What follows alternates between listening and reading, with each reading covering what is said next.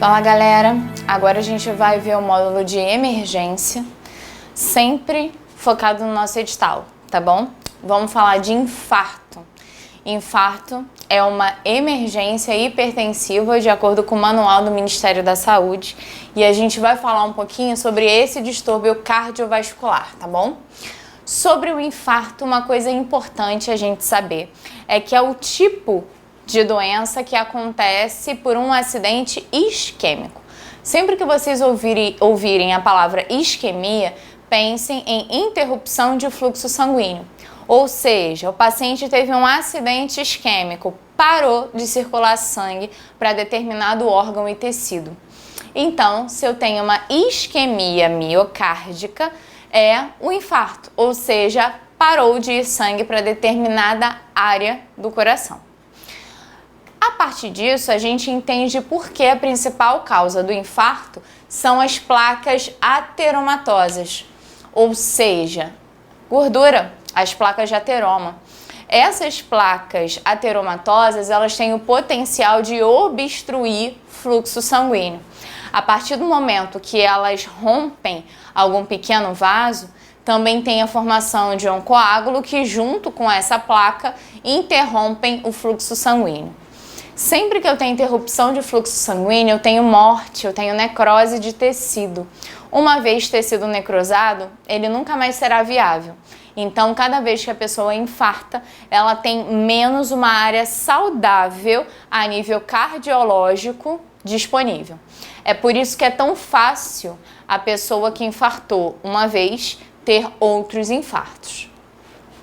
Bom, essa ruptura, de vasos ou de placas ateromatosas propriamente ditas, ativa a adesão das plaquetas, o que forma os coágulos. E essas placas passíveis de ruptura não são limitantes de fluxo e, quando não restringem o fluxo, não dão a dor precordial, também chamada de angina. Vamos diferenciar o que é angina estável de angina instável. A angina estável é aquela angina, aquela dor no peito, que dura até 15 minutos, geralmente menos de 15 minutos. Agora, a angina instável é aquela que ultrapassa esse período. Resumindo, sempre que o paciente chega para mim numa emergência se queixando de dor no peito, eu preciso dizer para ele há quanto tempo.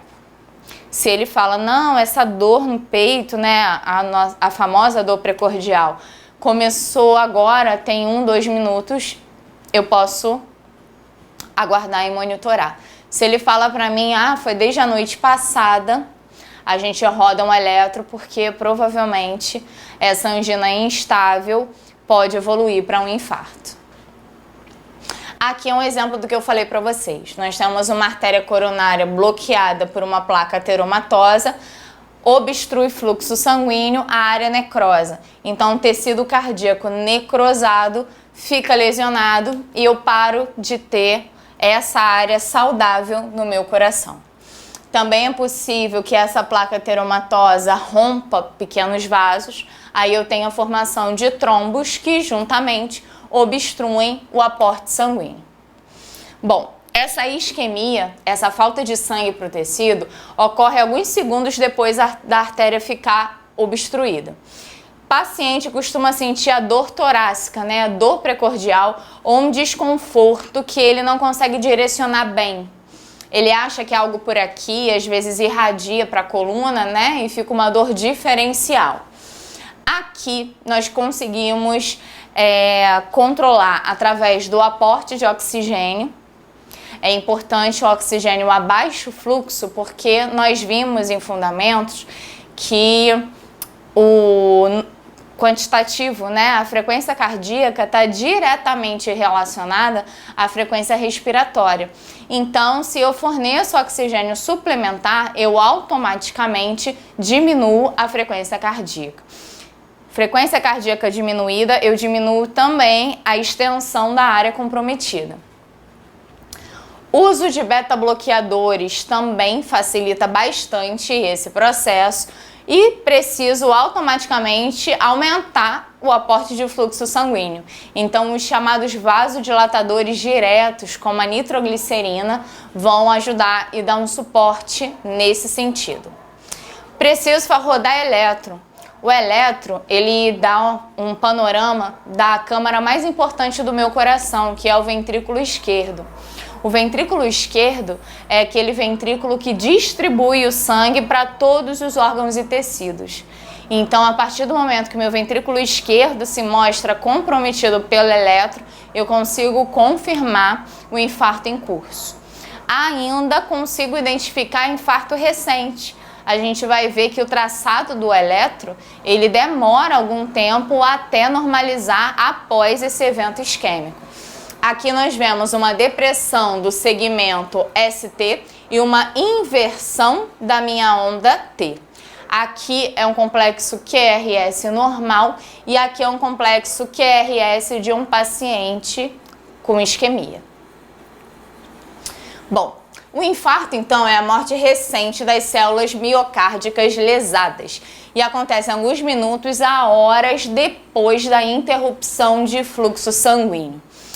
A partir desse momento, eu tenho a liberação de enzimas séricas, que são as chamadas enzimas cardíacas. Vamos ver quais estão alteradas por ocasião do infarto. A alteração típica do eletro são as ondas Q anormais, elas duram mais tempo. E aqui eu consigo mostrar para vocês a diferença do traçado do eletro até depois de uma semana.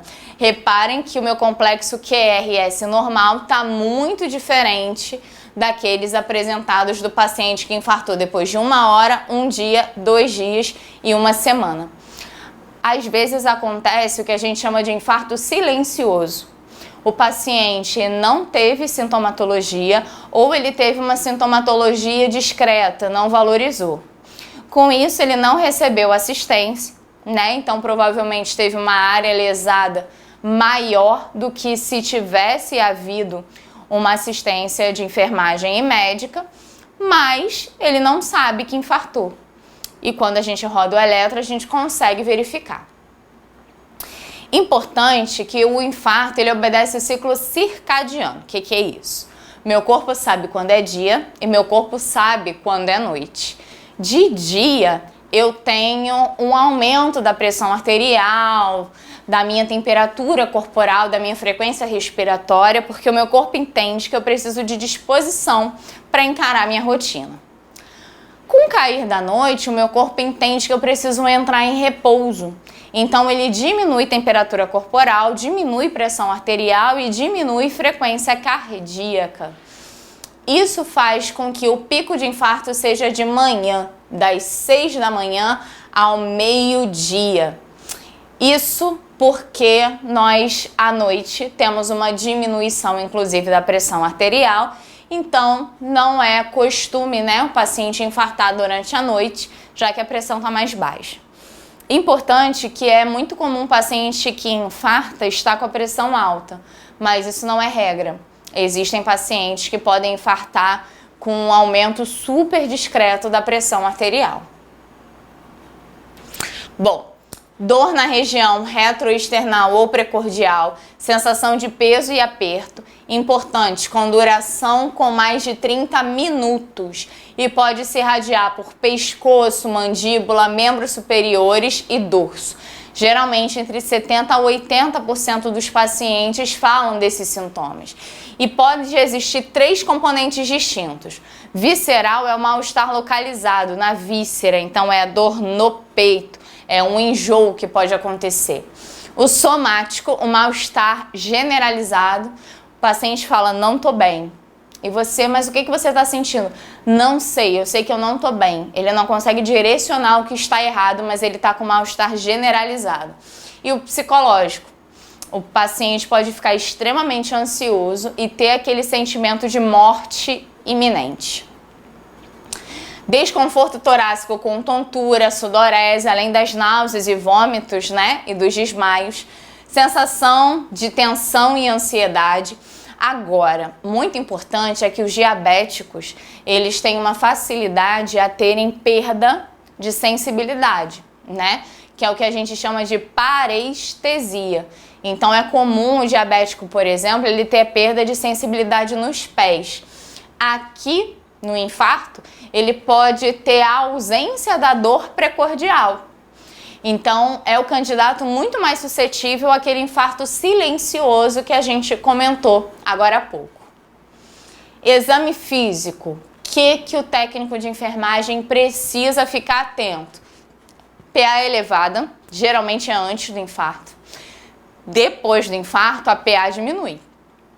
Ela cai porque eu tenho morte, né, tecidual. Sinal de atrito pericárdico, isso na ausculta. Sopro de insuficiência mitral aguda. B2, a minha segunda bulha hiperfonética, na ausculta cardíaca também. Aqui estão os nossos focos pulmonar, aórtico, tricúspide e mitral. O aórtico é o único que fica na direita. O foco, né, que me permite auscultar o meu pulso apical é aquele quinto espaço intercostal da linha M clavicular à esquerda. Desdobramento paradoxal da segunda bulha, sinal de crepitação pulmonar. E paciente com dor torácica sugestiva de isquemia é aquele paciente que eu preciso rodar o eletro imediatamente. Se eu quero avaliar a câmara mais importante do meu coração, que é o ventrículo esquerdo, eu rodo um eletro. Se eu quero avaliar o meu ventrículo direito, que é aquela câmara que vai pegar o sangue e jogar para o pulmão para ser oxigenado, eu faço o ecocardiograma. Geralmente eu tenho de 24 a 72 horas para pedir o eco. O eletro eu tenho que pedir imediatamente. Quem tem alto risco, risco intermediário ou baixo risco em relação ao infarto? Alto risco é a dor prolongada que não diminui quando o paciente para de fazer atividade. Edema agudo de pulmão, terceira bulha audível e estertores. Vamos lembrar que normal são B1 e B2, primeira e segunda bulhas, quando a gente fala de abertura e fechamento de ventrículos e átrios. Hipotensão com angina, a pressão está baixa, mas a dor no peito está forte. E alteração no meu sistema ST, no meu traçado, acima de 1 milímetro. Risco intermediário, a angina prolongada, mas não presente no momento da avaliação, então ela cede. Angina de repouso mais de 20 minutos ou aquela que responde bem ao comprimido sublingual de nitroglicerina, mais de 65 anos e alteração na onda T ou no meu complexo ST. Baixo risco é quem tem angina, quem tem o menor limiar de atividade da dor, quando a angina começou há pouco tempo, até 2 meses, e o traçado do eletro normal. Paciente com infarto silencioso tem maior morbidade e mortalidade, porque se eu não identifico que o infarto está acontecendo, eu tenho prejuízo de tratamento.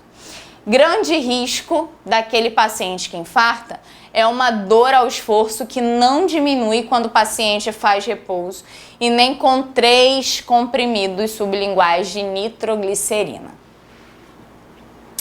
Diagnóstico diferencial da dor. Existem outras complicações que podem confundir com a dor do infarto característica. São tromboembolismo pulmonar, pericardite, herpes zoster, doenças musculoesqueléticas, pancreatite aguda, dissecção da aorta, ruptura de esôfago ou a própria angina instável. O paciente acha que está infartando, mas na verdade é só angina, só o episódio de dor. Na angina eu não tenho isquemia. A isquemia é característica do infarto. Diagnóstico top 1 é eletro, gente. Isso sempre cai nas bancas, sempre cai nos concursos e a gente não pode deixar de ter conhecimento. Então, top 1, eletro. Top 2, enzimas cardíacas. Preciso verificar mioglobina, troponina TI, creatina quinase, isoenzima MB, creatinoquinase total e o meu lactato. Importante, o lactato ele só vai começar a partir de 24 horas, mas a mioglobina começa a ser disparada a partir de 1 hora. Ou seja, a gente precisa ter em mente que nem todas as enzimas cardíacas vão estar alteradas no momento da coleta se o infarto tiver começado há pouco tempo. Então, top 1 é eletro. A enzima cardíaca eu vou acompanhando ao longo das horas. Radiografia de tórax é o seguinte: pode me mostrar uma congestão pulmonar que acontece por conta do infarto ou uma área maior, né? Mostrar até uma insuficiência cardíaca. Cintilografia do miocárdio me mostra a área de necrose. A cintilografia consegue me mostrar exatamente qual área do coração não está recebendo aporte sanguíneo. Eco, quero ver meu ventrículo direito. Gasometria arterial, basicamente todos os pacientes vão ter redução do oxigênio no sangue disponível. Pouco oxigênio no sangue se chama hipoxemia. Bom, recebi um paciente com infarto na emergência. O que eu faço? Primeiro, saturação. Faço saturação, faço sinais vitais, até porque a gente já viu que o oxigênio suplementar em baixo fluxo pode ser um catéter óculos a 2 litros por minuto, mostra, né, um impacto bacana em relação à redução da frequência cardíaca e área lesada. Boto monitorização, é um paciente grave. 1 a 2 acessos venosos, no mínimo 1, porque eu sei que é um paciente que vai precisar de vasodilatador direto, vai fazer medicação venosa. Coleto sangue, vou ver coagulograma e enzimas cardíacas, raio-x de tórax, o eletro de 12 variações e depois eu faço eletro todo dia para continuar acompanhando. Vamos lembrar que tem alguns pacientes que têm vários infartos consecutivos. Verifico a creatinoquinase e os enzima MB de 6 em 6 horas nas primeiras 24. Isso é importante a gente marcar. Verifico o lactato, verifico o TGO na rotina da internação. Preciso saber como é que andam as minhas enzimas a nível hepático também. Faço eco nas primeiras 24 horas, caso eu tenha possibilidade. Caso não, prioridade ao eletro. Que medicação eu uso, né, para tratar esse paciente infartado? A aspirina, vamos lembrar que é um acidente isquêmico que pode acontecer com agregação plaquetária e placa ateromatosa. Então, a aspirina, como uma terapia antiagregante plaquetária, ajuda a evitar que haja novos coágulos. O oxigênio, morfina, controle da dor, sedação quando o paciente estiver muito ansioso, nitrato, antihipertensivo, preciso de vasodilatador direto, heparina e terapia trombolítica. Afinal de contas, se eu tenho um trombo, eu preciso fazer a lise, a destruição dele. Assistência de enfermagem. Paciente que infarta é um paciente que precisa de repouso, e é um repouso de verdade.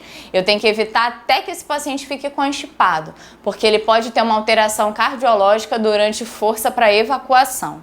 Então, no primeiro momento, eu preciso evitar movimentação desnecessária. É repouso mesmo, restrição ao leito. Monitoro sinais vitais, tá? O ideal é monitorização. Se eu não puder manter uma monitorização, eu vou ter que ficar de tempo em tempo fazendo sinais vitais, no mínimo a cada 2 horas. Administro medicação para dor e correção do choque segundo a prescrição. Antes de administrar narcóticos, verificar pulso e tensão arterial, ou seja, foi prescrito morfina.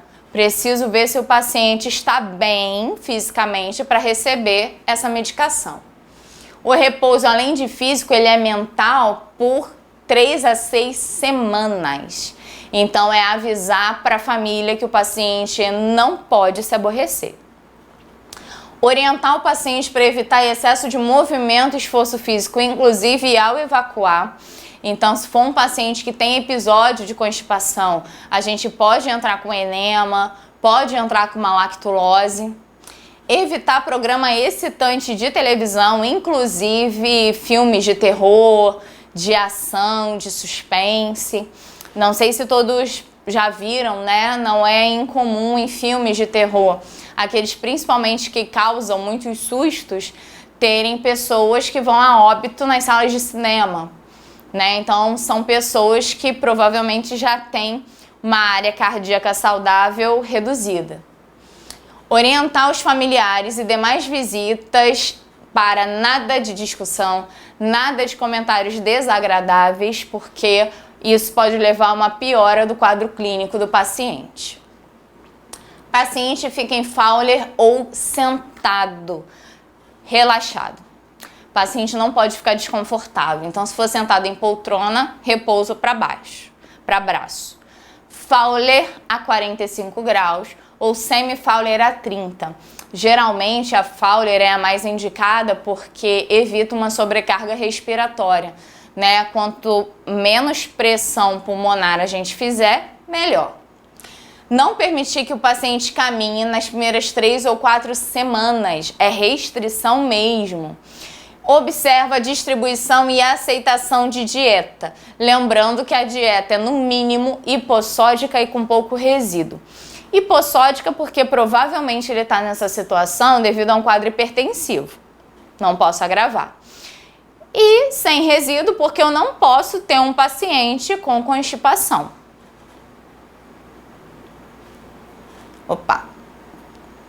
Evitar que o paciente tome líquido gelado. Líquido gelado, o frio faz vasoconstricção. A vasoconstricção leva a arritmias cardíacas.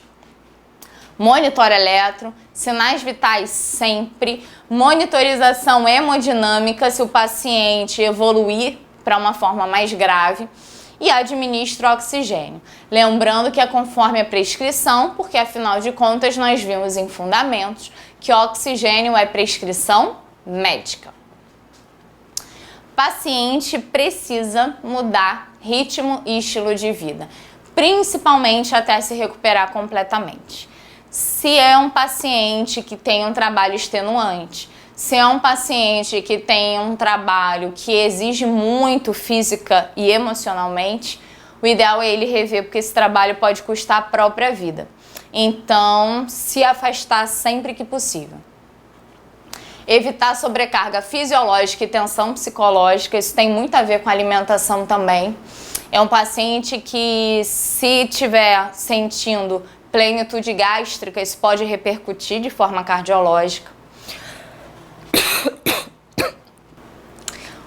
Paciente deve ainda evitar atividade desgastante nos primeiros 6 meses pós-infarto, evitar viagens de avião por até 3 meses. A altitude pode trazer algumas arritmias, além, né, se a pessoa tiver medo ou tensão, no caso, por exemplo, de alguma, esqueci como é que se fala, turbulência.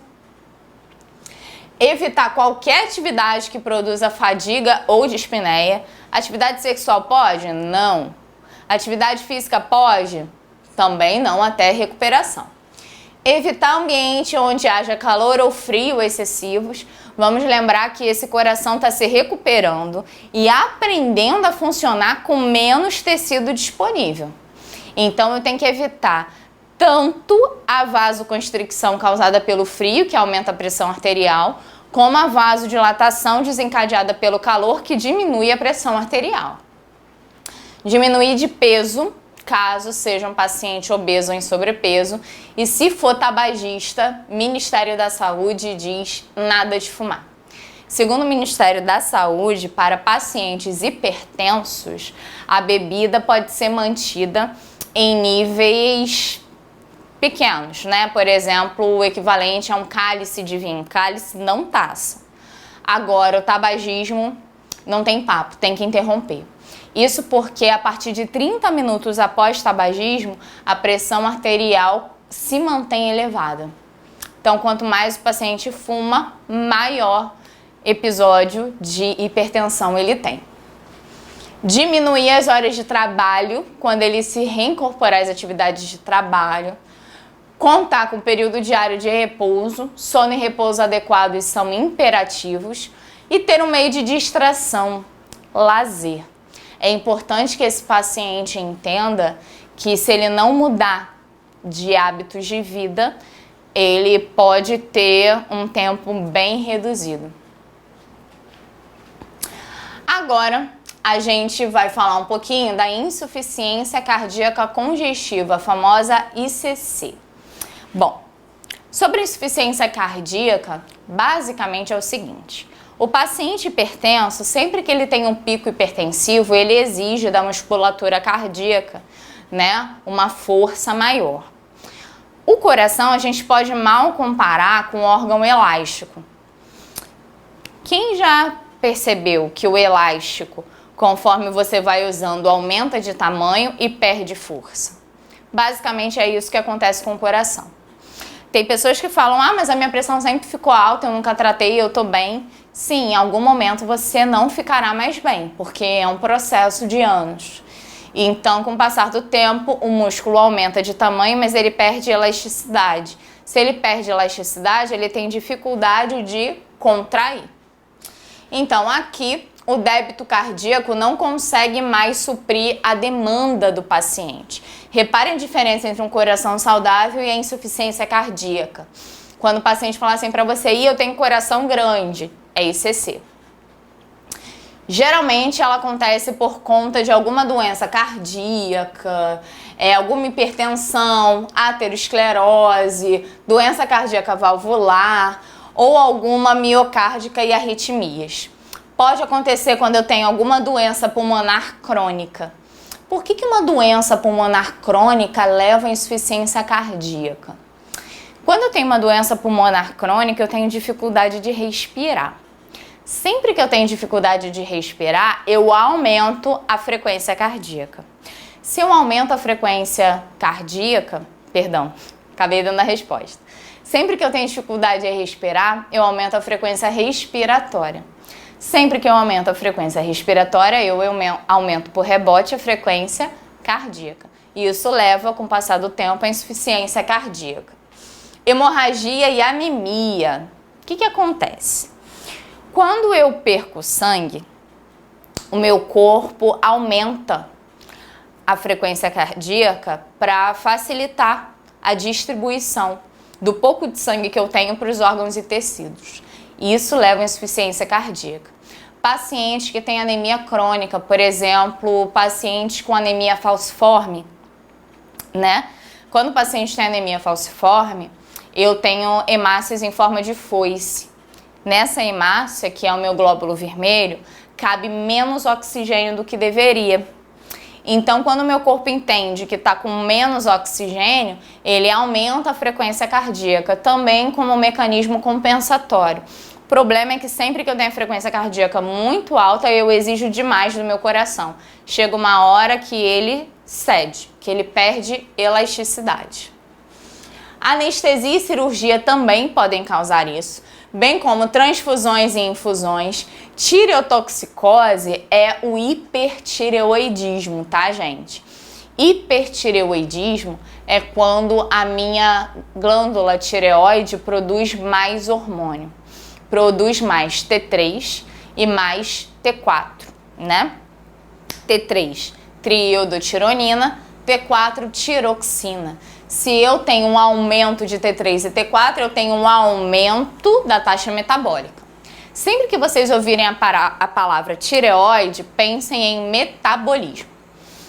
Então, um paciente com hipertireoidismo é um paciente que tem o metabolismo acelerado. Um paciente com hipotireoidismo é um paciente que tem metabolismo lento.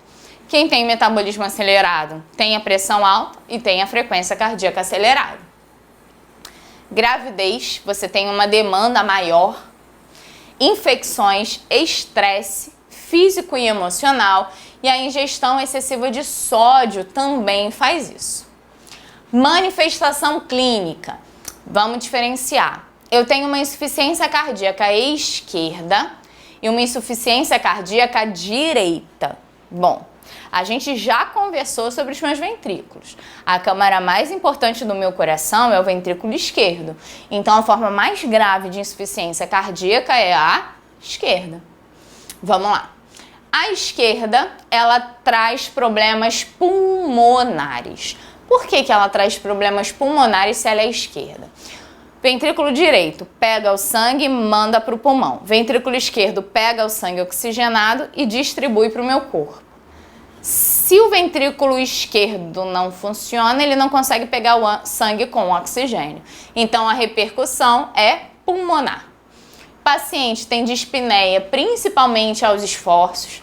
Lembrando que dispneia é dificuldade respiratória, tosse, fadiga, insônia e taquicardia.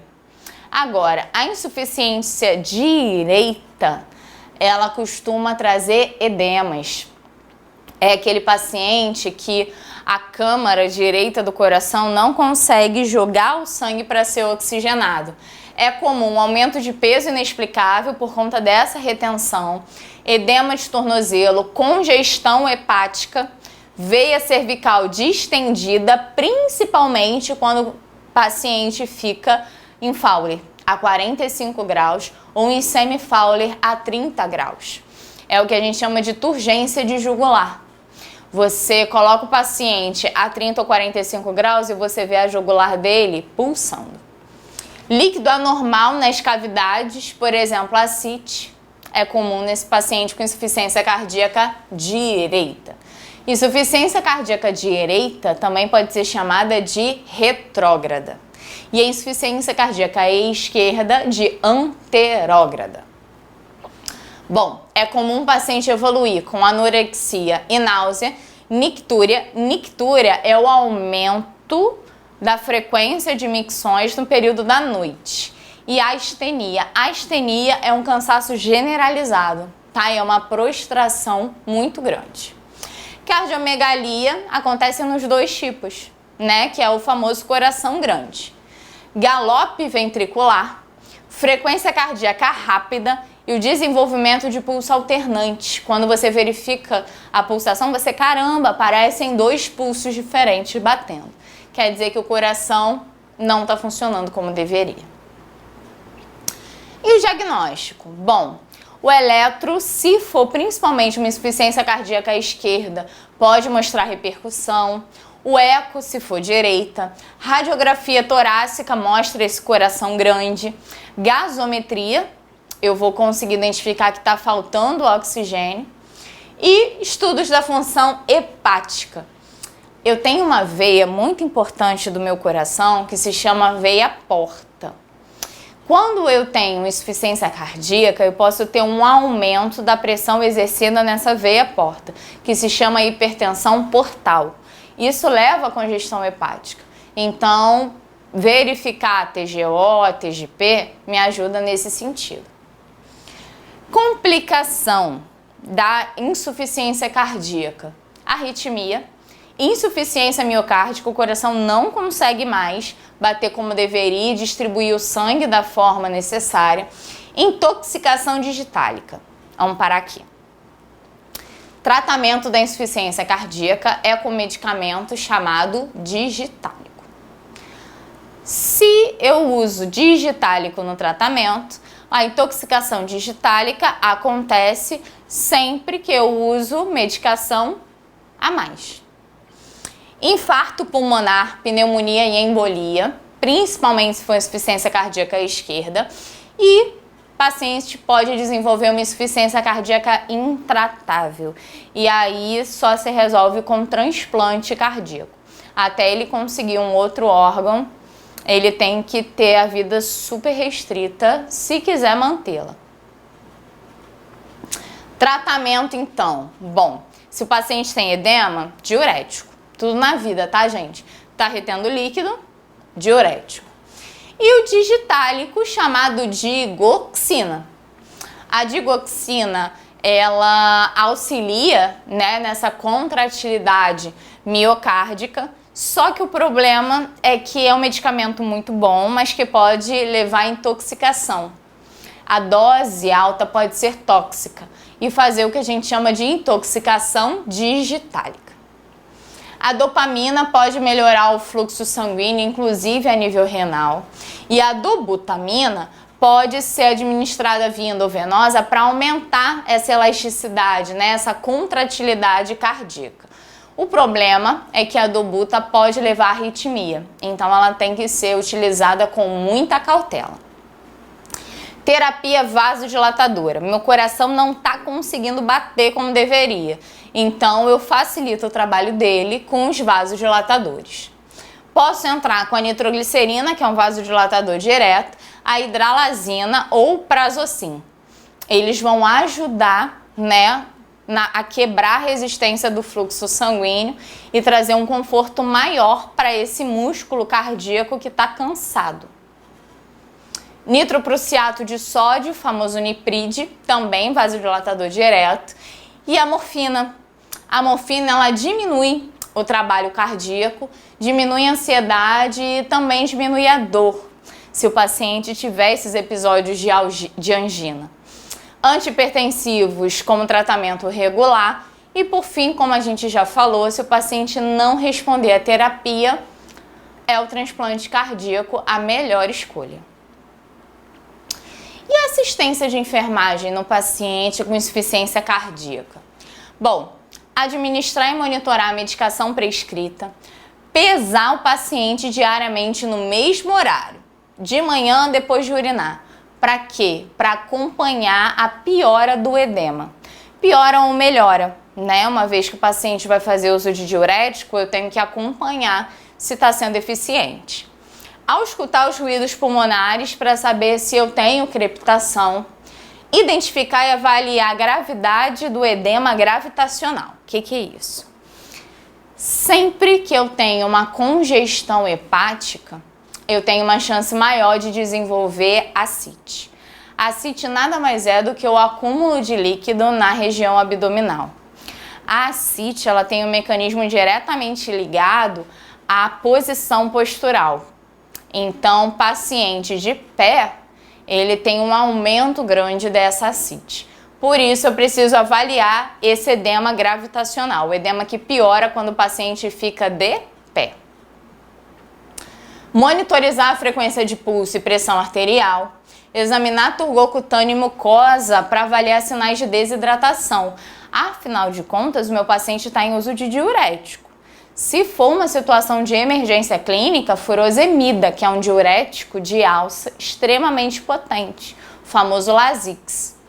Avaliar os sintomas de sobrecarga hídrica por conta dos edemas, monitorar e tratar complicações potenciais e sempre que o coração não estiver conseguindo funcionar como deveria, o paciente precisa ficar em repouso.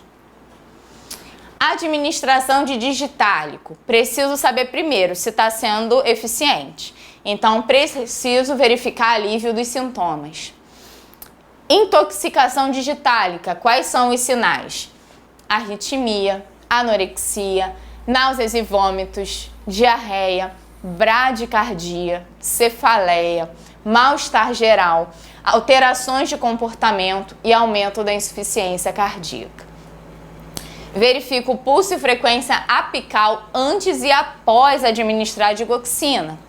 Isso porque o único pulso que condiz exatamente com a frequência cardíaca é o pulso apical. Suspender o digitálico se a frequência cardíaca diminuir, se o ritmo diminuir ou se o paciente tiver arritmias, porque aí você está trazendo mais prejuízo do que benefício. Monitore os níveis de potássio, principalmente quem faz uso de diurético. Por quê? A furosemida, que é o diurético mais usado nesses casos, é um diurético excelente, que joga fora sódio, potássio e água. O problema é que o potássio baixo no sangue, conhecido como hipopotassemia ou hipocalemia, causa arritmia cardíaca, ou seja, tudo que eu não preciso para esse paciente. Se o paciente fizer hipocalemia, como é que eu verifico sinais e sintomas? Desnutrição, diarreia e vômitos também podem ser causas de hipocalemia. Passando de distúrbios cardiológicos, que podem ser emergências clínicas, a gente vai para uma outra emergência, que também pode ser um acidente isquêmico ou nesse caso até hemorrágico, que é o AVE, o acidente vascular encefálico. Vamos lá. Quando eu tenho um acidente vascular encefálico, eu tenho perda de fluxo sanguíneo em alguma área do cérebro. Pode acontecer por uma trombose, e aí eu tenho um acidente isquêmico, ou por uma ruptura de vaso, e aí é um acidente hemorrágico. A trombose que pode acontecer, por exemplo, nas pernas, né? Pessoas que têm varize têm risco de trombose aumentado. Por isso que sempre que você identifica um trombo, né, que você verifica a pele quente, um nódulo endurecido na perna, você nunca pode fazer massagem, porque esse nódulo pode soltar, desprender e parar até no cérebro. Causa mais comum é a aterosclerose cerebral. Primeira coisa que acontece é dor de cabeça, é a famosa cefaleia. Sonolência, alteração cognitiva. Existe uma coisa no AVE que se chama apraxia. Na apraxia, o paciente perde a capacidade de assinar o nome, de reproduzir formas simples. Se você pede para ele escrever um nome, ele não consegue. Se pede para ele desenhar uma estrela, ele não consegue. Hemiplegia e parestesia. Hemisfério, um lado ou outro, perdem movimento. Por isso, plegia, perda de movimento. Parestesia é perda de sensibilidade. E a paresia é a perda de força. Bom, como é que acontece essa embolia, né? Um coágulo de sangue ou outro material é levado ao cérebro. Pode ser até uma placa teromatosa, tá, gente? E aí eu tenho obstrução do fluxo sanguíneo. A partir do momento que eu tenho a obstrução do fluxo sanguíneo, acontece o acidente isquêmico. Só que lembra que ele também pode ser hemorrágico? Então a ruptura de um vaso também pode acontecer. Se for fora da dura mater, se chama extradural. Abaixo da dura mater, subdural. No espaço subaracnoide é uma hemorragia subaracnoide e intracerebral é dentro da substância cerebral. Aqui para vocês verem, tá, a diferença de como é que acontece cada um desses hematomas. Imaginem que nós temos a dura mater e o crânio. Epidural em cima da dura mater é um hematoma epidural. Se estiver abaixo da dura mater é um hematoma subdural. No espaço aracnoide é um sangramento subaracnoide ou dentro do cérebro intracerebral. Isquemia, tem uma interrupção de fluxo sanguíneo e aí um coágulo bloqueia o fluxo e o sangue para de circular ali. E os sinais e sintomas mais comuns para a gente marcar no material são hemiplegia e hemiparesia. O paciente tem dificuldade, inclusive, de comunicação, de manter a linguagem. É comum a disartria, que é a dificuldade de falar. Tudo que é dis na enfermagem é dificuldade. Então, disúria, dificuldade de urinar. Dispneia, dificuldade de respirar. Disartria, dificuldade de falar. Disfagia ou afagia é uma fala defeituosa ou perda. A afasia é quando o paciente emite sons, mas a palavra não sai. Mentalmente, ele elabora as palavras, mas quando ele abre a boca, sai um som ou seja, eu falei, mas vocês não me entenderam. É exatamente isso. O paciente elabora a palavra, só que quando ele abre a boca, saem sons confusos e abafados, não saem a palavra. Com tratamento fonoaudiológico, alguns têm uma melhora muito grande, mas não tem aquela reabilitação completa, né? De voltar a ser eloquente como era antes. E a apraxia é a incapacidade de realizar alguma coisa que se aprendeu, né? Como assinatura, como desenho de formas simples. Hemianopsia, agnosia, ataxia. O paciente perde a capacidade de reconhecer pessoas. Pessoas conhecidas ele não lembra mais. ele deixa de lembrar para que servem os objetos. Ele olha a cadeira, ele reconhece a cadeira, mas ele não consegue lembrar para que a cadeira serve. A ataxia é marcha. A marcha atáxica é um andar completamente descoordenado. Perda de memória, ele pode ter uma perda de memória recente ou uma perda de memória anterior. Então ele pode não lembrar da vida dele agora, mas lembrar da infância. Ou ter uma parte apagada de memórias. Isso vai depender muito de qual hemisfério o AVE acontece. Instabilidade e labilidade emocional. É um paciente que está conversando com você e do nada ele cai no choro, ele cai em prantos e fica com raiva e tá bem ao mesmo tempo. É um misto de sentimentos e clínica. Incontinência urinária pode acontecer também com esse paciente, além de distúrbios da atividade mental e efeitos psicológicos. Depressão é o que mais acontece porque é um paciente que não identifica mais o seu papel em sociedade e na vida. Ele perde a capacidade de trabalhar, ele pode perder a capacidade de se comunicar, pode perder até a lembrança da sua vida em entes queridos. Frustração. Ele pode ficar totalmente reativo e não querer nada de tratamento. É muito comum eles negarem a fisioterapia por conta da frustração, né, dessa hemiplegia e hemiparestesia, déficit na memória e dificuldade de compreensão. Algo, né, que a enfermagem pode fazer, que já foi questão de concurso e que ajuda bastante, é o uso de cartões ilustrativos. Então, por exemplo, o paciente vai ter dificuldade de se comunicar com você. Você pode fazer alguns cartões com desenhos com atividades simples. Por exemplo, comer, tomar banho, troca de fralda e mostrar que aí o paciente pode conseguir identificar e se comunicar melhor.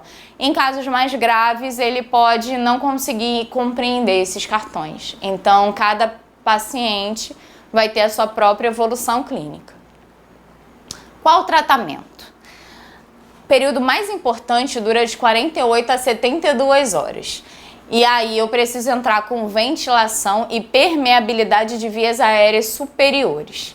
Medicamento, entro com droga anti-edema, né? Se eu tiver o edema cerebral. Anticoagulante, porque se for uma trombose eu tenho que evitar novos trombos obstruam novos vasos. E drogas antiplaquetárias também para evitar o acidente isquêmico, um novo acidente isquêmico, se for esse o tipo de AVE. Cuidados de enfermagem e a minha assistência fica aonde? Posição lateral ou cabeceira ligeiramente elevada para diminuir a pressão venosa cerebral. Não permitir queda abrupta da pressão arterial. O paciente tem que manter uma pressão razoável, porque já tem parte do cérebro sem sangue. Se eu deixo a pressão dele baixa, falta mais sangue ainda. E o posicionamento correto a fim de evitar contratura. É muito comum um paciente pós-AVE ser um paciente atrofiado. Então, geralmente o paciente atrofia aqui a mão e aqui a perna.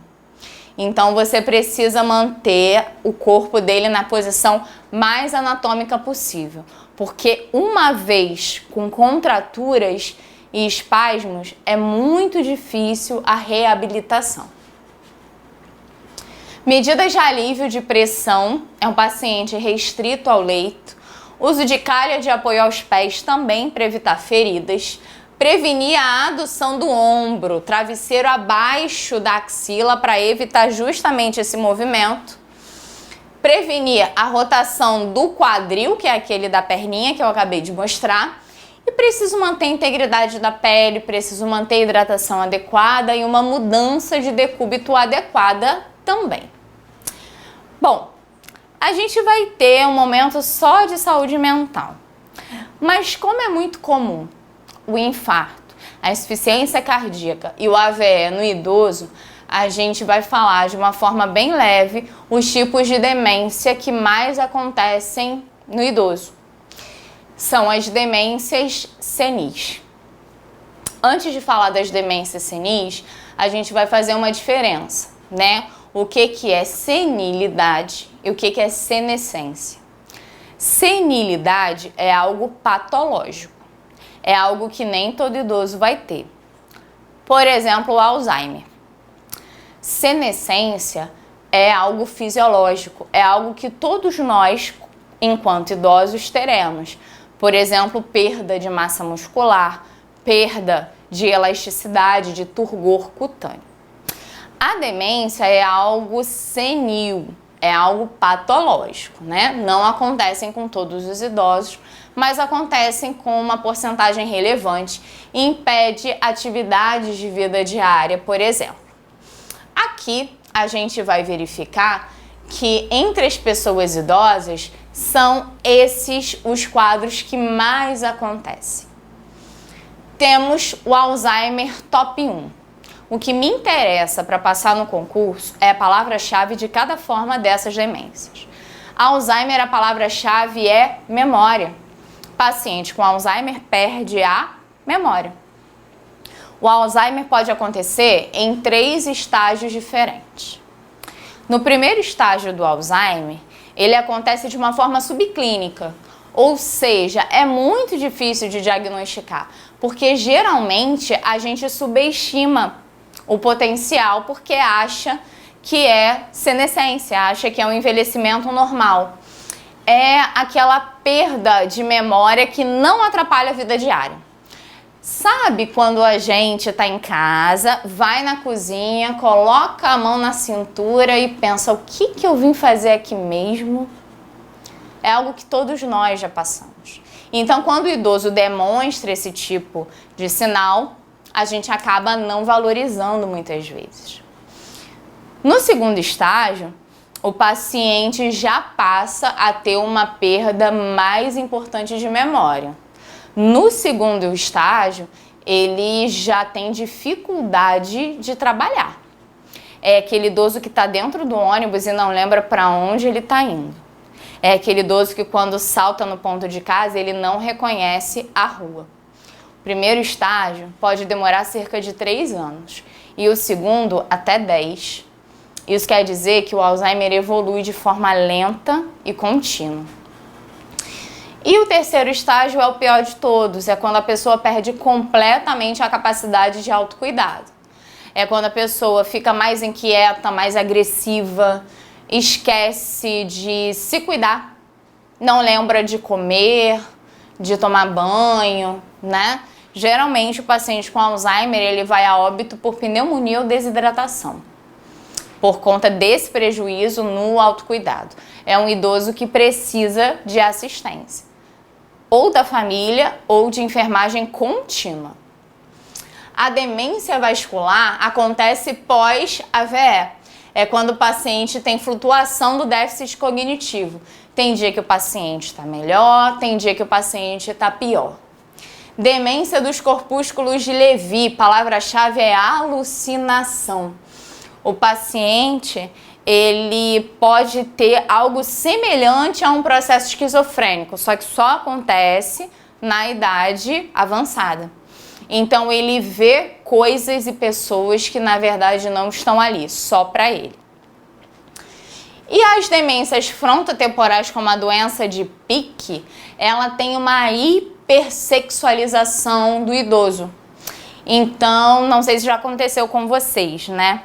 É comum você estar numa enfermaria, quando você está na geriatria, o idoso faz algum comentário inconveniente e o acompanhante, geralmente o filho, fala assim, nossa, desculpa, ele não era assim.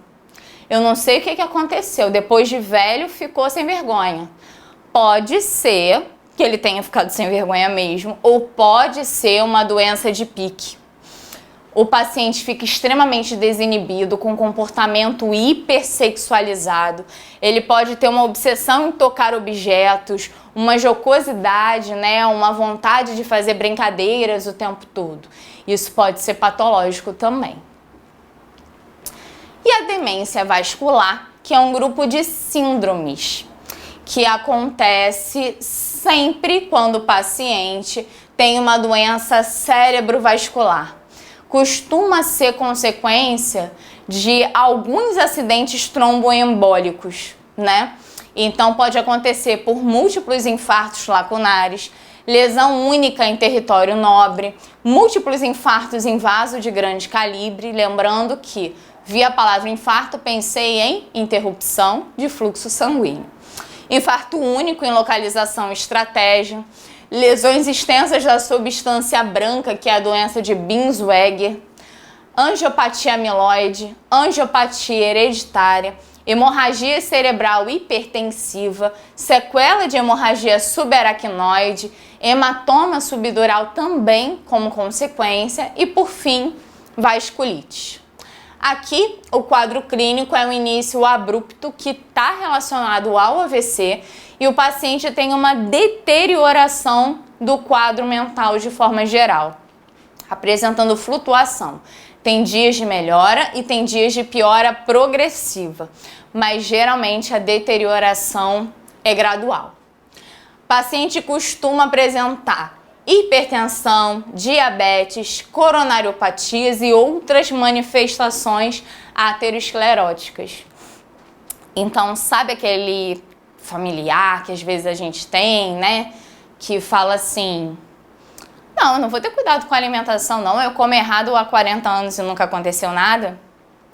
Todas essas doenças que nós estamos vendo que caracterizam a emergência são doenças progressivas. Elas não acontecem do dia para a noite. São anos de um quadro de hipertensão. São anos de alimentação errada que formam, né, placas ateromatosas. Por isso, principalmente pacientes com doença crônica, hipertensão e diabetes, conteúdos, né, do nosso edital que vocês vão ver abordados por ocasião de saúde pública precisam ter um cuidado com a prevenção tão importante. Bom, a causa das doenças degenerativas costumam ser desconhecidas quando não relacionadas à AVE. Podem ser por senilidade ou por intoxicação. E a fisiopatologia depende, né, da lesão resultante da perda de neurônios. Quando a gente perde um receptor chamado de dopamina, a gente faz uma rigidez muscular. E aí o paciente desenvolve o que a gente conhece como Parkinson. Tanto que a droga de tratamento de escolha para Parkinson é a levodopa, que é, na verdade, uma reposição da dopamina que está faltando. Diagnóstico precoce, ele ajuda bastante, né? Quando o idoso aparece com rigidez, tremores, movimento de rolagem de pílula entre os dedos, né? Ele costuma fazer muito esse movimento. E o andar dele é bem lento e arrastado. Geralmente ele arrasta o pezinho no chão. Bom, passando dessas doenças degenerativas, nosso próximo módulo são as queimaduras. Bom, próximo módulo que a gente tem sobre emergência fala de queimaduras. Queimaduras são amplamente cobradas nos concursos, então assistência de enfermagem nesse tipo de intercorrência é o que a gente vai ver agora. A queimadura é uma lesão tecidual causada por um trauma que pode ser térmico, pode ser radioativo ou pode ser químico. Quando térmico tem a ver com temperatura, inclusive a passagem de corrente elétrica pelo corpo é caracterizada como um trauma elétrico que também causa queimaduras. Então é uma outra classificação. O trauma térmico, calor ou frio. O trauma químico é por agentes, né, como a soda cáustica. E o trauma radioativo por radiação nuclear. Gravidade e prognóstico vai depender muito do agente etiológico, né, da causa e do tratamento e assistência adequados. Em relação à causa das queimaduras, queimaduras térmicas são as mais frequentes, tem a ver com energia, tem a ver com calor e frio. Então pode acontecer com calor seco ou úmido, como água quente, vapor de água, fogo. Queimadura química, agentes químicos que podem ser ácidos ou básicos. Cuidado! Lembra que eu falei da soda cáustica? Soda cáustica é base. Tanto que o que interage e acaba com o efeito da soda cáustica é o ácido. Já ouviram falar? Joga vinagre? Se você jogar água não adianta? Por isso, porque o ácido interage com a base. Quando o ácido cai nos concursos, o ácido clorídrico. São produtos que, quando absorvidos, eles destroem até as camadas mais internas da pele, podendo lesionar permanentemente alguns nervos e causando perda de função mesmo de membro, né? Como perda de movimento. Queimadura elétrica, passagem direta de corrente, pode ser longitudinal, que vai desde o foco, quando a pessoa encosta na corrente elétrica, até por onde a corrente tem saída. A destruição tecidual pode ser interna e a lesão que a gente vê na pele não se compara à quantidade, né, ao montante da lesão visceral, da lesão que acontece a nível interno. Bom, geralmente a lesão tem uma porta de entrada e uma porta de saída, mas a gente não vê a repercussão interna. E essa repercussão interna, né, vai depender muito da trajetória da corrente, quantos joules tinha, né, aquela fonte elétrica, duração do contato também. E a queimadura por radiação mais comum é a radiação solar, mas também pode acontecer a radiação nuclear. É por isso que rejeitos radioativos, né, eles precisam, antes de serem descartados em aterro sanitário, passarem pelo tempo de decaimento, que vai depender, né, da etiologia de cada substância. Queimadura por atrito é muito comum naquelas pessoas que sofrem acidentes de bicicleta ou de moto. É quando a pessoa cai no chão no asfalto quente e vai ralando a pele. É uma abrasão. Terapêutica, tratamento. Agente que penetra na pele e impede infecção, até porque é uma ferida traumática. E toda ferida traumática, a gente viu em fundamentos, tem um potencial de infecção e contaminação bem grande. Líquidos superaquecidos causa top 1 de queimadura. Em seguida, exposição direta ao fogo, combustão de material inflamável e contato com objetos aquecidos. Quando a gente é elétrico, podem ocorrer danos mais profundos. Lembrem que eu só consigo ver a porta de entrada e de saída, mas eu não consigo ver lesões internas, né? E as lesões ocasionadas são mais graves por bases, né? Aquelas substâncias alcalinas, por incrível que pareça, do que pelos ácidos. Quanto à profundidade, né, em relação a qual camada da pele a queimadura atingiu. Eu posso ter uma ferida de espessura parcial superficial, que é aquela de primeiro grau, que faz parte geralmente queimadura por sol e por vapor. Você tem um impacto na epiderme, que é a camada mais superficial da pele. É quando geralmente fica aquela vermelhidão, mas você não tem formação de bolhas. Já o paciente pode ter os seguintes sintomas além, né, dessa vermelhidão visual. Formigamento, hiperestesia, sabe aquela queimadura de sol que deixa o nosso corpo e nossa pele super sensível? E a dor é suavizada pelo resfriamento.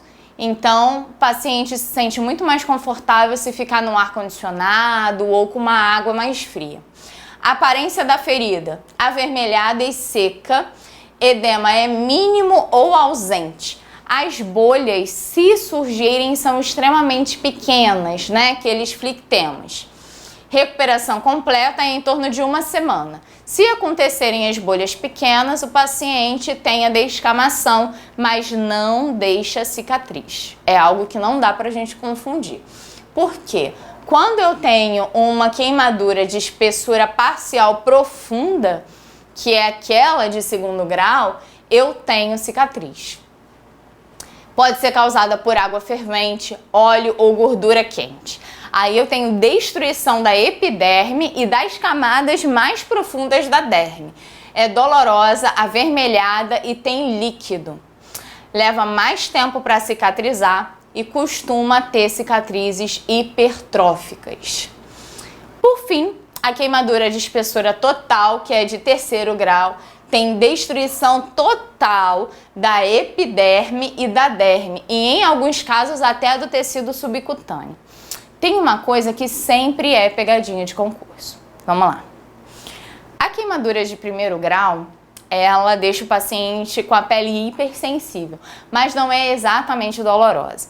A de segundo grau é bem dolorosa, mas a de terceiro grau é indolor, porque ela atinge tecidos tão profundos que danifica nervos. Então é importante a gente saber que ela é indolor porque fibra nervosa está destruída. A coloração varia muito. Pode ser uma coloração enegrecida, acastanhada, avermelhada, esbranquiçada, vai depender muito do tipo, né, de agente causador. Mas o importante, o que mais cai nos concursos é que é indolor. Aqui, as glândulas e folículos pilosos são destruídos. Isso quer dizer que se for na cabeça, não nasce mais cabelo naquela área. Durante a evolução da queimadura, é muito comum acontecer infecção e alterações hemodinâmicas. O paciente perde muito líquido. E ressecamento que aprofundam a lesão. O paciente tem que fazer uma reavaliação diária. E é um paciente que costuma ser cateterizado, né? Fazer uma sonda vesical, o enfermeiro faz, para que a gente monitore o balanço hídrico. Eu preciso saber exatamente o que entra e o que sai.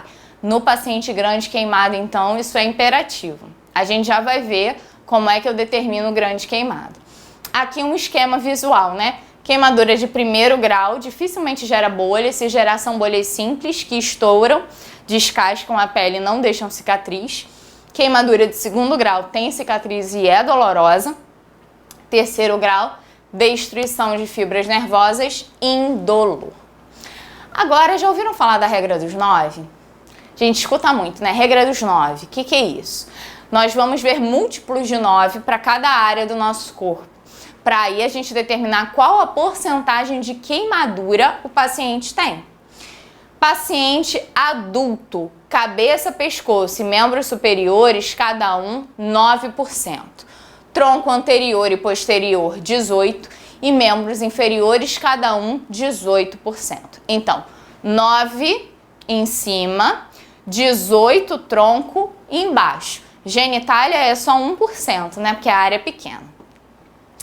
E se for criança, né? Até 10 anos, a cabeça costuma ser maior. Então, 19%. Os braços mais curtos, 9%. Tronco não muda igual do adulto, 18%. E perninhas, 13%. Genitália nem conta de tão pequenininho. Bom, fases do cuidado na queimadura. Vamos começar com a emergência, como socorrer o meu paciente.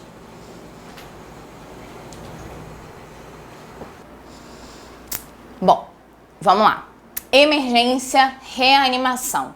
É desde o início da lesão até o término da reanimação com líquidos. O paciente pode fazer choque hipovolêmico porque ele perde muitos líquidos.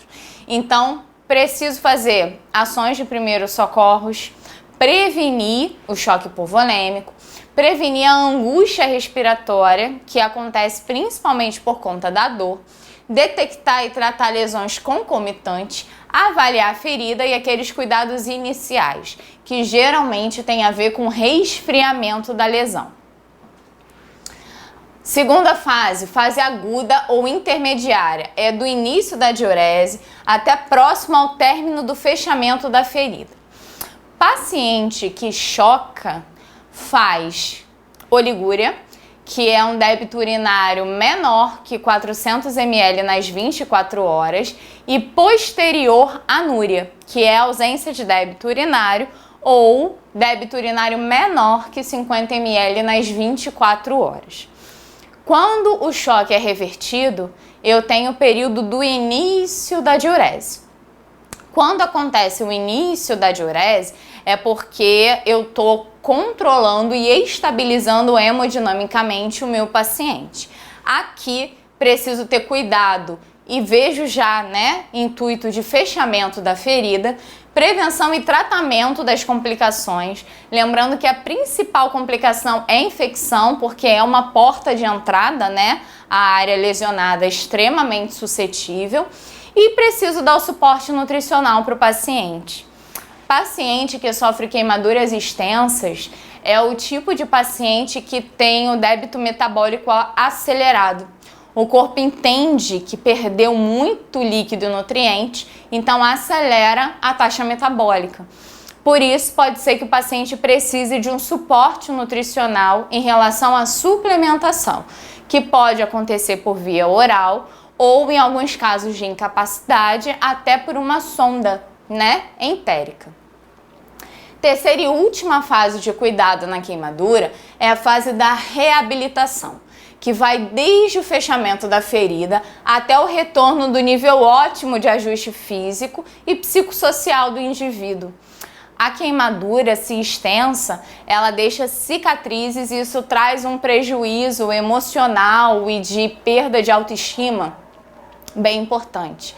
O paciente pode precisar fazer cirurgia plástica ou participar de grupos, de feridas e de queimados. Preciso prevenir cicatrizes extensas e contraturas, reabilitação física, ocupacional e vocacional. Algumas queimaduras, as de terceiro grau, por exemplo, ou de perda de espessura total, elas acabam com as fibras nervosas. Então, o paciente perde movimento. Imaginem nós, profissionais da enfermagem, perdermos movimento de braço e ou pernas.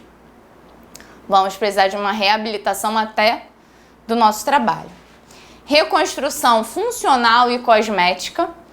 E aí entra a questão de driblar, esse prejuízo de autoestima, e aconselhamento psicossocial. O suporte emocional desse paciente é extremamente importante, até porque visualmente as cicatrizes elas têm um aspecto que causam estranheza. Então as pessoas ao redor costumam olhar assustadas, e isso prejudica ainda mais o processo de reabilitação do paciente. Fase de emergência e reanimação. Primeira coisa que é o princípio de qualquer socorrista que cai demais nos concursos. Top 1 do socorrista. Primeira regra, não seja uma nova vítima. Primeira regra, você precisa resguardar a sua integridade. Você tem que ajudar e não atrapalhar. Se você se tornar uma nova vítima, você atrapalha o processo, porque ao invés de uma só, agora tem duas. Então, primeira coisa, evitar que o socorrista sofra lesão. Depois, acionar o socorro na primeira oportunidade, ajuda, extinguir chamas, se for fogo, resfriar a queimadura e remover objetos restritivos. Esse resfriamento pode ser com pano úmido. Cobrir as feridas é extremamente importante, você proteger naquele momento, de resgate. Irrigar as queimaduras químicas. Então você tem que contrabalancear, tem que acabar, com o efeito do ácido ou base que esteja causando a queimadura. Nunca esquecer o ABC do trauma. ABC, A, via aérea, B, respiração e C, circulação. Preciso garantir que o paciente respira, administra oxigênio, jamais oferecer líquido ou alimento. Ah, mas o paciente vai estar com sede? Provavelmente, ele perdeu líquido, ou por queimadura, ou perdeu sangue em outros tipos de trauma. Mas mesmo assim, a gente não fornece alimentação por via oral, porque o paciente pode broncoaspirar e eu acabar prejudicando a via aérea, que é o meu A, né? Que é o meu top 1 de resguardar do trauma. Reanimação volêmica. O que eu quero? Qual é a minha meta? Que o paciente urine de 30 a 50 ml hora, que é o normal. Eu quero uma PA sistólica maior que 100 e um pulso menor que 110. Isso porque quando o paciente choca, a PA dele vai lá para baixo. Eu posso ter PA que a sistólica é 50, a diastólica eu nem consigo mensurar. Só que em contrapartida, a pulsação aumenta muito. Então eu posso ter uma pulsação acima de 150 batimentos por minuto. Minha meta, menos de 110. Alteração esperada. O que eu espero, né, de um paciente em trauma, em emergência? Desidratação generalizada, redução do volume sanguíneo, débito urinário diminuído, já vimos, né, que acontece a fase de oligúria e depois de anúria, hipercalemia, que é o aumento da concentração de potássio, hiponatremia, que é a perda de sódio, acidose metabólica e hemoconcentração. Todos esses achados são comuns no paciente vítima de trauma, principalmente queimaduras. E agora, já que a gente começou com essa parte de trauma, a gente vai falar de fraturas, a gente vai falar de traumatismo osteoarticular. Vamos falar de lesões ósseas e vamos falar de lesões articulares também.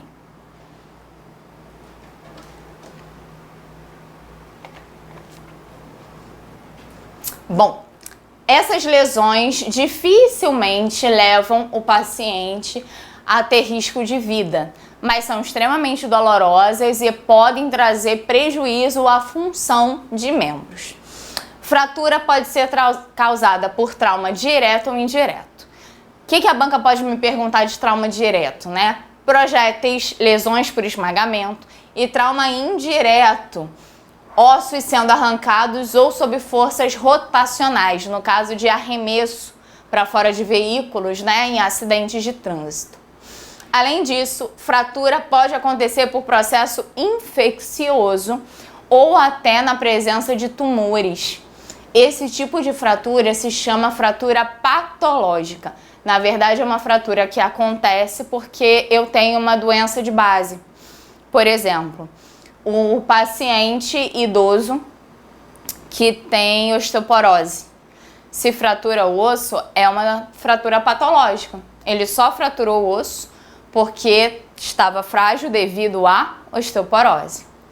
Paciente que tem mieloma, né, que é um tipo de tumor ósseo. Se eu tenho fratura no mieloma, é por conta da tumoração.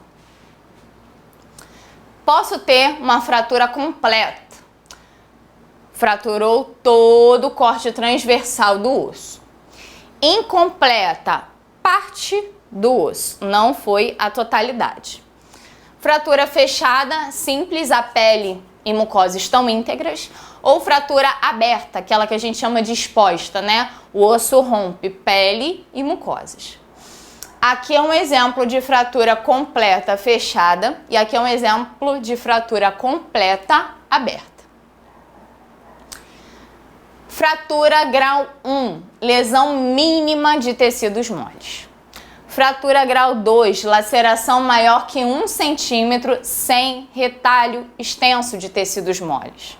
Agora a fratura grau 3, lesão extensa de tecidos moles, incluindo músculo, incluindo pele, incluindo neurovascular com esmagamento.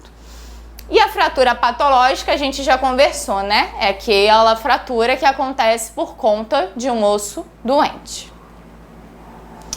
Classificação das fraturas expostas. Aqui a gente consegue ver esses tipos, né? 1, 2 e 3, que tem relação com o quantitativo, né, de pele e estruturas rompidas. Agora a gente vai para os tipos de fratura. Fratura transversa, totalidade do osso rompida. Fratura oblíqua, de forma oblíqua, né? A fratura do osso, nesse sentido de decaimento. Fratura espiral e a fratura cominutiva é que acontece por esmagamento. o osso ele fica estilhaçado mesmo. Você tem pequenos fragmentos ósseos após a fratura. Aqui nós temos um outro exemplo, tá? Fratura transversa, transversalmente o olho tá todo, o osso tá todo fraturado. Fratura simples, só um ossinho. Fratura em galho verde. Quando a gente tenta quebrar um galho verde, a gente não consegue. A gente consegue quebrar o galho seco. Quando a gente faz assim no galho verde, parte do galho se rompe e a outra parte dobra, né? Então a fratura em galho verde é isso. Parte do osso se rompe e a outra metade fica em forma de parábola. Fica assim, né? Como se tivesse tentado dobrar. Fratura composta, eu tenho mudança, né, do osso de onde ele deveria estar. Cominutiva, que é esse esmagamento, né, os estilhaços de ossos. A espiral e a oblíqua, no corte tangencial, no corte oblíquo. Aqui a gente consegue ver a fratura de galho verde, né, uma parte fraturada e a outra convexa, côncava. Aqui a fratura transversa, transversal ao osso. Aqui uma fratura oblíqua, ela é angular, né, ao osso. Aqui a gente consegue ver bem. Fratura espiral ao redor da diáfise do osso. Diáfise é esse corpinho aqui do osso, tá? Acontece ao redor dela. Cominutiva, os estilhaços, geralmente mais de 3 fragmentos. Deprimida é quando você tem a entrada dos fragmentos ósseos, né, para a cavidade. Então aqui a gente vê um afundamento, né, dos ossos do crânio e da face, aqui nessa tomografia. Compressiva, um osso faz compressão sobre o outro.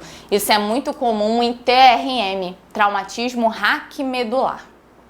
Então, acontece, por exemplo, naquele paciente que cai de uma grande altura em pé. Você tem esmagamento. Agora, a avulsão é quando o fragmento ósseo vai para fora de onde deveria, fora do ligamento ou da tração óssea. Fratura impactada, um fragmento do osso entra dentro do outro.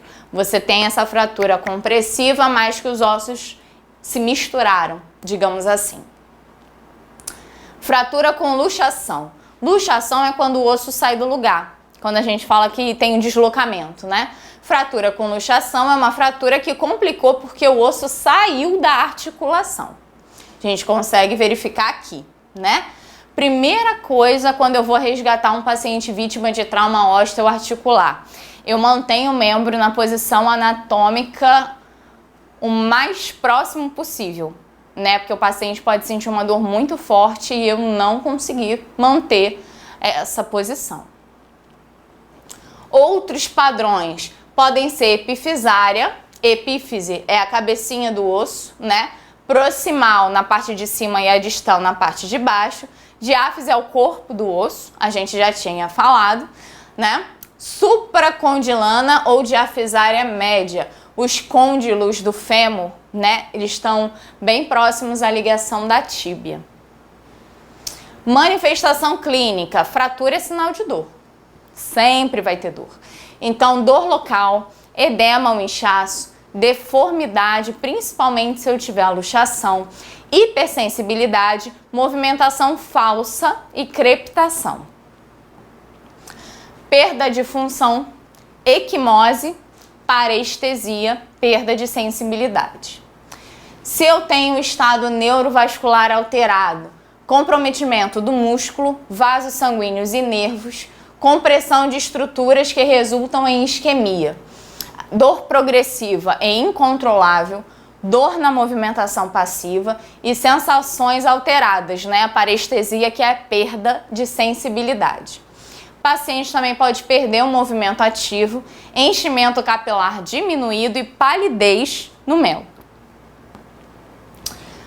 Qual é a avaliação diagnóstica? Para eu ver fratura, radiografia. Primeira coisa. radiografia ou qualquer exame de imagem. A tomografia, como a gente viu naquele afundamento dos ossos de crânio e face também.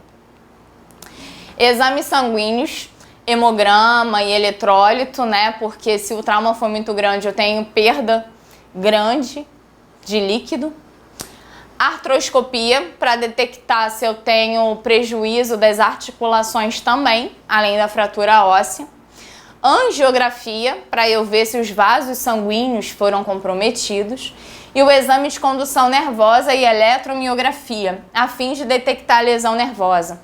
A eletromiografia é um traçado elétrico que a gente faz da atividade das fibras musculares. Se o paciente tem alguma alteração da eletromiografia, eu tive dano a nível de fibra muscular, então o paciente perde função de membro. Agora o tratamento. Todo paciente que sofre um trauma osteoarticular, eu preciso primeiro avaliação. A avaliação do tipo de fratura, localização e gravidade. Qual o comprometimento que esse paciente tem de fibras musculares, de nervos, né, para ter perda ou não de função. Preciso saber se há lesões em tecidos moles, né, o que aumentam bastante o risco de infecção, idade e estado de saúde do paciente, incluindo o tipo e extensão de outras lesões. Bom, aí o processo de tratamento tem 3 etapas distintas. Primeiro é redução. Redução é quando eu encaixo o osso na articulação. Então é o engate, a restauração dos fragmentos da fratura, a posição e o alinhamento anatômico. Então reduzir a fratura é colocar o osso no lugar certo para que eu tenha uma calcificação da posição anatômica. Segundo é imobilização. A imobilização, ela segura essa redução, né? Até que ocorra essa recalcificação óssea. E por fim, reabilitação, que é a recuperação da função normal do osso. Pacientes que têm fratura de rádio, por exemplo, podem ter dificuldade de apreensão. Então, é muito comum terem a necessidade de fazerem fisioterapia para que consigam recuperar a função óssea normal. Pode demorar de 2 a 3 meses, mais ou menos, um pouco mais ou um pouco menos, dependendo, né, do acometimento do paciente. Agora, a gente vai falar de choque. Choque e insuficiência multissistêmica. Sempre que a gente ouvir a palavra choque, choque é quando eu tenho perda de fluxo sanguíneo. Quando eu falo choque, basicamente, tá? A gente vai ver que o choque neurogênico é diferente. Mas a grande maioria dos tipos de choque acontecem porque eu não tenho sangue circulando, pelo motivo que for. Eu posso ter pouco sangue circulando porque eu perdi sangue. Eu posso ter pouco sangue circulando porque o meu coração não está funcionando como deveria. Eu posso ter pouco sangue circulando por um processo alérgico. Então, o que a gente vai verificar é que choque é insuficiência no suprimento sanguíneo para tecidos e células corpóreas. O estado de choque é uma desproporção entre a capacidade do sistema e a quantidade de sangue circulante. Causas do choque: falha no mecanismo que bombeia o sangue, coração, problema dos vasos sanguíneos com uma alteração na resistência vascular e baixo nível de fluidos corpóreos. Choque hipovolêmico, falta volume. Choque cardiogênico, insuficiência cardiológica, que reduz o débito cardíaco e logo o aporte de suprimento sanguíneo é reduzido também. Choque distributivo ou circulatório é uma diminuição do tônus vascular. Aqui eu tenho hipotensão, oligúria e diminuição do débito cardíaco. São choques neurogênico, anafilático e séptico. Estratégias de tratamento no choque: reposição de líquido para restaurar o volume intravascular, medicamentos vasoativos, né, para restaurar esse tônus e a função cardíaca, suporte nutricional para abordar os requisitos metabólicos. Aqui, paciente que choca entra num estado super anabólico. O corpo, para tentar compensar essa falta de suprimento sanguíneo, aumenta a taxa metabólica. Então é comum que o paciente em choque precise de um suporte nutricional por sondagem ou até por nutrição parenteral. Às vezes até se conjuga, né, um suporte nutricional via sondagem e aquele parenteral. Sinais e sintomas gerais do choque. Faltou sangue, PA cai. PA cai, meu coração tenta compensar, então minha frequência cardíaca sobe. Lembra que o choque pode ter uma frequência cardíaca acima de 150 batimentos por minuto. Pulso fino e taquicárdico, pele fria e pegajosa. Porque quando o meu corpo entende que está faltando sangue, ele desvia sangue dos órgãos que ele considera não essenciais. Meu corpo entende como órgãos não essenciais, basicamente pele e rins. Então, por isso que falta suprimento de sangue para a pele, ela fica úmida, pegajosa, acinzentada, pálida, e falta irrigação renal, né? Daí o motivo da oligúria e até anúria em alguns casos. Sudorese abundante, mucosas descoradas se eu tenho hemorragia e secas em caso de desidratação, palidez, cianose, resfriamento de extremidades pela falta de irrigação sanguínea, hipotermia pode acontecer, mas se for o choque séptico, né, que é uma infecção generalizada multissistêmica, aí já acontece a hipertermia. Respiração fica superficial, rápida e irregular. O paciente sente muita sede, é um mecanismo, né, do corpo tentar repor algum volume. Náuseas e vômitos e alterações neurosensoriais. O paciente fica confuso, perde noção de tempo e de espaço. O que a enfermagem tem a ver com choque? Choque é emergência, então vai para a UTI. A gente recepciona o paciente, avalia o tipo de choque, coloca o paciente em repouso, posso colocar o paciente em decúbito dorsal, posso elevar os membros inferiores.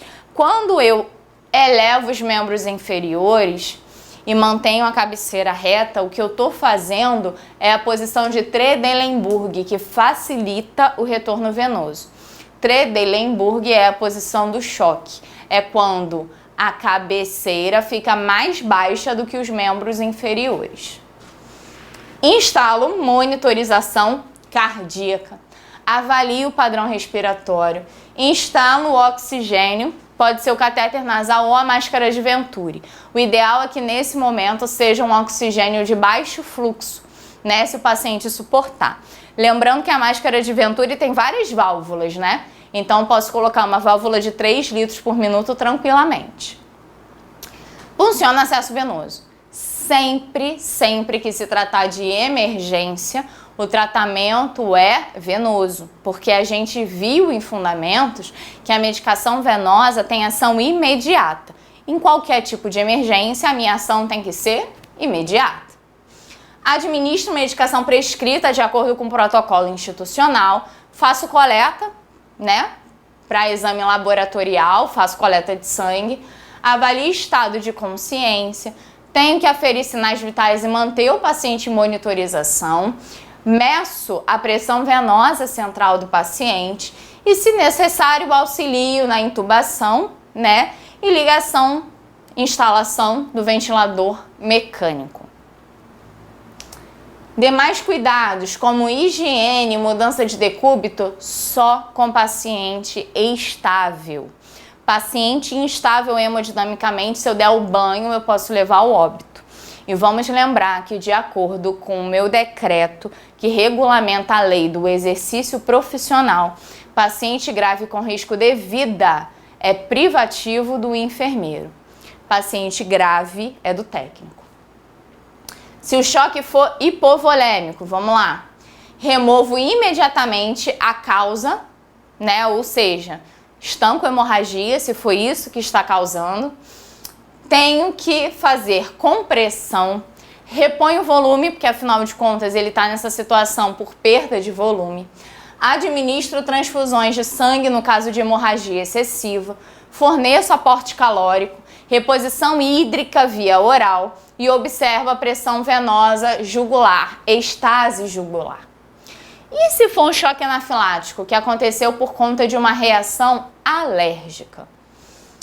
Tem que verificar se tem alguma coisa na cavidade oral, vias aéreas pérvias, administra o medicamento, óleo top 1, adrenalina, tanto que pessoas extremamente alérgicas têm que andar com uma injeção de adrenalina, corticoides e antihistamínicos, reanimação cardiopulmonar se o paciente evoluir para uma PCR e providencie o material para traqueostomia se o paciente fizer um edema de glote. Se fizer edema de glote, não adianta eu manter permeabilidade de vias aéreas superiores, não vai adiantar. Então se faz uma cricotireoidostomia, que nada mais é do que uma abertura entre as membranas cricoide e tireoide. Se for o choque cardiogênico, ou seja, o problema é cardiológico, meu coração que não consegue bombear sangue de forma eficiente, monitoro o eletro, pressão venosa central, pressão arterial, diurese, gases sanguíneos, né? Ou seja, tenho que pedir para o enfermeiro, né, ou ver com o médico para ele fazer a coleta de gasometria, eletrólitos, lactato e proteínas séricas, além de exames de rotina, né, que estejam em protocolo institucional. Corrige o distúrbio ácido básico, eletrólito, respiração e arritmia. Entro com a dobutamina. Afinal de contas, a gente falou um pouquinho da dobuta na insuficiência cardíaca, né? Ela tem a capacidade de melhorar o débito cardíaco. Monitorizo essa frequência cardíaca e preciso avaliar a função renal. Quando a função renal estiver restabelecida, é sinal de que eu já tenho suprimento sanguíneo e melhora. E se for o choque séptico, né? Se for o choque que acontece por conta de um processo infeccioso. O choque séptico, ele pode levar a perda, né, de função múltipla de órgãos. Então eu preciso controlar a infecção, eu entro com antibiótico precoce o mais rápido possível. Verifico a manutenção de ventilação e oxigenação adequadas. Procedo à correção da volemia. Mantenho pressão arterial.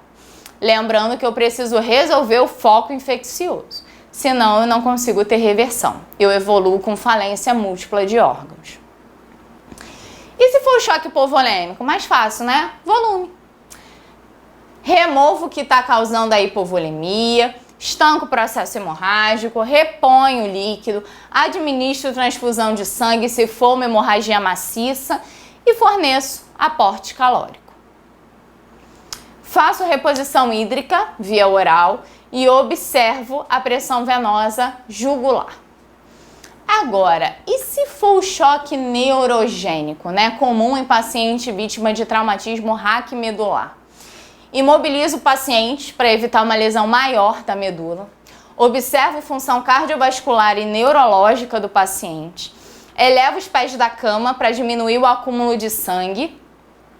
Observo sinais de choque naqueles pacientes submetidos à anestesia espinhal e epidural. Monitorizo sinais de sangramento e previno formação de trombos. É o que a gente pode fazer em relação ao choque. Bom, último assunto de hoje é PCR, parada cardiorrespiratória e reanimação. Sobre parada cardiorrespiratória. É uma situação de emergência, onde eu tenho falência e parada dos movimentos cardíacos com posterior parada de movimentos respiratórios. Bom, vamos ver como é que acontecem as manifestações clínicas. Primeira coisa é perda de consciência, mas cuidado, nem toda perda de consciência é PCR. Depois da perda de consciência, eu tenho a ausência de pulso central. O importante é eu verificar o pulso carotídeo, uma vez que o pulso apical, ele só é de fácil acesso com esteto e ausculta, né? Como é uma emergência, pode acontecer em qualquer local, eu verifico pulso e batimento carotídeo. Não verifiquei e pressão arterial inaferível, paciente parou. Tratamento de emergência pós-parada é a reanimação cardiopulmonar, né? Então, a minha sequência é: preciso ver se o paciente está alerta. Não está, perdeu a consciência. Primeira ação é chamar. Senhor, senhora, voz alta e audível. Paciente não respondeu, estímulo doloroso, pode ser no leito ungueal, pressão no externo. Não respondeu, realmente é o estado de inconsciência. Bom, paciente está inconsciente, começa o ABCD do suporte de vida. A abertura de vias aéreas. Preciso garantir que o paciente tenha a capacidade de respirar. Então, removo qualquer coisa que esteja na boca e faringe do paciente obstruindo esse fluxo. Verifico se a língua está bloqueando a garganta. É muito comum a queda da língua, né? Por isso a gente tem que fazer manobra de chin lift ou jaw thrust. A gente levanta o rosto do paciente com o auxílio das mãos ou então com o auxílio de 2 dedos.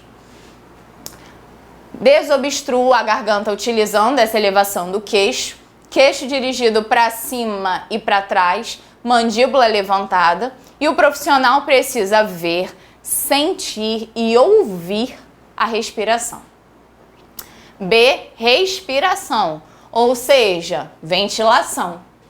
Verifico a respiração. Não respira? Ventilo o paciente 2 vezes por 3 a 4 segundos. Via aérea obstruída é suspeita quando eu não consigo fazer as 2 ventilações iniciais, ou quando a manobra de Heinisch ou golpes abdominais são administrados para eu evitar uma obstrução. Agora, se as primeiras ventilações acontecem sem dificuldade, o paciente vai ser ventilado com 12 incursões por minuto, porque aí eu já sei que não tem nada obstruindo, né? A ventilação foi fácil, eu ambusei tranquilamente. Essa é a manobra de Heinisch, que eu faço sempre que eu tenho alguma obstrução de via aérea.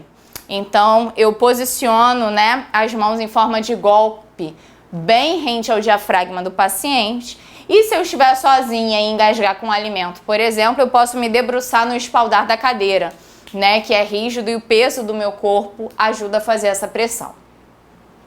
C, circulação. Tem pulso carotídeo? Tenho que ser rápida, tem que checar por menos de 10 segundos. E aí, não tem pulso? Manobra, compressão torácica, pelo menos 100 por minuto, tá? De 100 a 120. Metade inferior do externo quando eu não sentir o pulso. Relação da compressão, 30 compressões para 2 ventilações. Compressões contra uma superfície rígida. Paciente que está na cama, está no leito, o colchão é mole. Não vou conseguir fazer compressões de forma eficiente. Por isso a gente coloca a prancha, né? Uma tábua rígida embaixo do tórax. Dedo não deve tocar caixa torácica, não é dedo, é essa parte aqui, tá? Do meu punho. A gente cruza os dedos e aumenta a superfície de atrito para aumentar a força. Compressão em torno de 3,8 a 5 centímetros. Menos do que isso é carinho. Tem que ter força. E outra coisa, compressão torácica exaure, fadiga, cansa. Por esse motivo, rodízio é muito importante. Tô cansada, revezo com meu colega. Saio na ventilação, já entra outro, porque quando eu canso, eu não mantenho a mesma força, nem a compressão necessária, então a compressão não é eficiente. D, desfibrilação. Sempre que o ritmo for chocável, ou seja, taquicardia ventricular sem pulso e fibrilação ventricular. Ritmos fatais para a abordagem básica da PCR. A sistolia, a ESP, atividade elétrica sem pulso, e a fibrilação ventricular ou taquicardia ventricular sem pulso. A ESP, a sistolia, não adianta chocar e a gente vai ver por quê. Suporte avançado de vida. A, via aérea avançada. B, respiração. C, circulação, que inclui instalação de acesso venoso e monitorização. E o D, drogas, né? Além do diagnóstico diferencial. Bom, vamos lá. Assistolia e atividade elétrica sem pulso. Posso ter onda B isolada. Continuo reanimação. Aqui eu tenho que entrar com medicação. É via aérea permeável, ventilação, oxigenação, massagem cardíaca e adrenalina. A adrenalina pode ser venosa ou no tubo traqueal também. Se a compressão está gerando pulso, beleza. Se não estiver gerando pulso, pode ser uma dissociação eletromecânica, uma hipoxemia persistente, hipercalemia, acidose grave ou intoxicação medicamentosa. E aí eu tenho que reverter a causa, senão eu não vou ter sucesso na reanimação. Tem que atentar para a derivação solta, se eu tenho algum eletrodo que está desconectado do paciente, verificar se ele realmente está conectado ao monitor, verificar se tem energia no desfibrilador, ganho de sinal muito baixo, fibrilação ou taquicardia ventricular sem pulso isoelétrico ou sem pulso oculta. E por fim, se for assistolia mesmo, eu não tenho nenhuma atividade elétrica. Se eu não tenho atividade elétrica, não me adianta chocar. Qualquer ritmo com QRS ao monitor sem pulso é uma dissociação eletromecânica. Eu tenho que determinar o diagnóstico atentando para tamponamento cardíaco, hipercalemia grave, infarto, pneumotórax hipertensivo, hipovolemia extrema, embolia pulmonar, acidose grave, hipotermia grave ou intoxicação por drogas. Conduta é reverter a causa, senão eu não consigo evoluir na reanimação do paciente.